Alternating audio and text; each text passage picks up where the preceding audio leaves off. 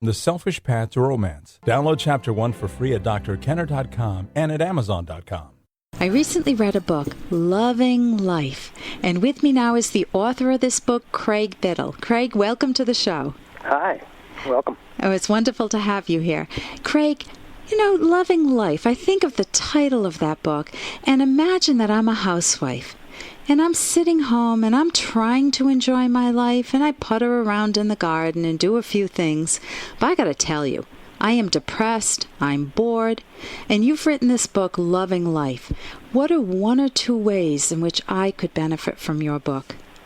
Probably the most important way you could benefit is by understanding the theme of the book, which is that the moral purpose of your life is the achievement of your happiness. And that is very liberating knowledge to understand why that is true, because what it means is that what you should be doing at any given time in life is improving your life, pursuing your values, making your life wonderful and worth living. So it would free somebody who was caught up in the idea that what one should be doing is sacrificing one's values and giving up one's goals rather than pursuing them. Yeah, but I don't think you understand it. I mean, I'm a housewife. I do housewifely things, and I just, I try to enjoy them. You're telling me to enjoy it. You're telling me to achieve my happiness, but I don't know how.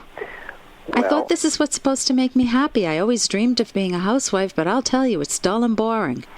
From that perspective, what the book will do is make clear that the requirements of happiness are two things in the context of your question, and that is purposes.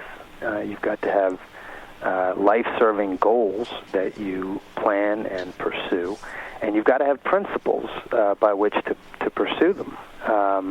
So what the book will do for someone in that position is explain and demonstrate that life does not consist of just pursuing any old goals that you happen to have chosen in the past or that you happen to have sitting before you, but analyzing your goals and analyzing the things that you choose to do in life and determining on an ongoing basis whether this is what's really going to lead to genuine happiness in your life.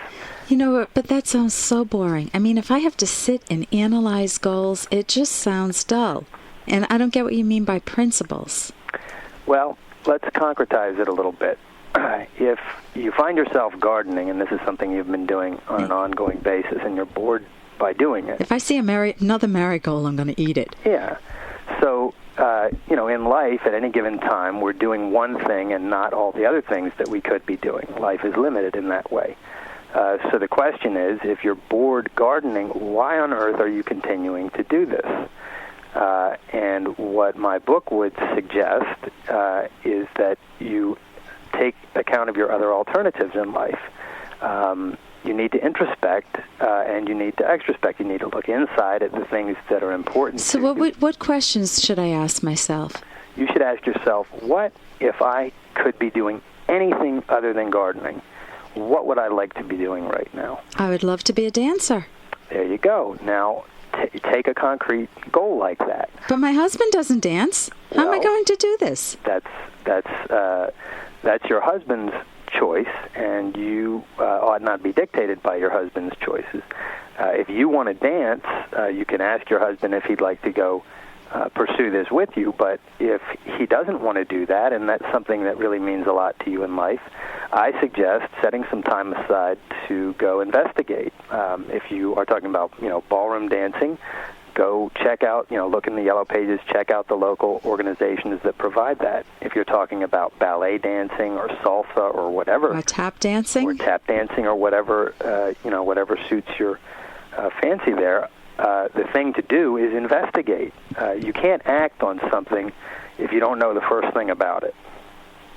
So you need to look into it, and it may well be, in fact, I like ballroom dancing myself. My wife and I spend a lot of time doing that, and I can tell you from firsthand knowledge, there are a number of people who get into ballroom dancing when their spouse or their partner is not interested in getting into it. And down the line, the spouse or partner gets turned on by the idea, when he sees what kind of fun it is and how interesting it is, and winds up getting into it. So you're saying I could entice my husband into this, possibly? Quite possible. Okay. And if that doesn't happen, that doesn't change the value. It doesn't change the fact that it's a value to you and you ought to pursue it anyhow. Okay, so let me back up a little bit, or just take an overview of this, Craig. You've written this book, Loving Life, and the goal of it, you're saying, is to help a person really identify what each individual loves in his life. If it's the housewife and she loves ballroom dancing, why not pursue it? Why let her life drift by another day, another month, another year, without having that pleasure in her life, or at least giving herself a shot of seeing if she really enjoys it? Exactly. So it's identifying her goals, and my guess is that there'll be more than ballroom dancing, because once you give yourself permission to say, what do I love in life, many times people have never asked themselves that question. Go ahead. Yes. I think very few people permit themselves to get so personal with the way that they plan their life as to say, everything else aside, not concerning myself with other people, not concerning myself with what the minister or the teacher tells me, what do I want? And that kind of questioning is very important, because you live once, and every day that passes, every moment that passes is irretrievable. So the question is, are you going to find out what you want and go after it, or are you going to let life pass you by? Okay, and I'm talking with Craig Biddle, who's written a book, Loving Life. And the goal of this book is to help you break off the shackles, the traps, the suffocating cocoon that you've put yourself in, and to say, what do I love in life? It's not that you mean to hurt anybody else, it's that you mean to pursue your own goals for your own pleasure. And when you do that, do you end up being at war with other people, or do you end up not being at war? What would you say to that, Craig? Well, you certainly wouldn't be at war with anybody else who had the same philosophy. If you're pursuing your values and I'm pursuing my values, as you and I do in life, we have no conflicts with each other, just like I have no conflicts with the grocer down the street. He is pursuing his values by running his business, and I can go in there and buy groceries because he makes them available. And he can read my books because I make them available. So, there's a trade. There's a wonderful trade. Principle going on. We're almost out of time. Can you tell us in 30 seconds how to get your book? Yes. You can buy it at practically any bookstore, or you can order it from any local bookstore, or you can go to glenallenpress.com, which is the publisher, and there are links there for ordering it.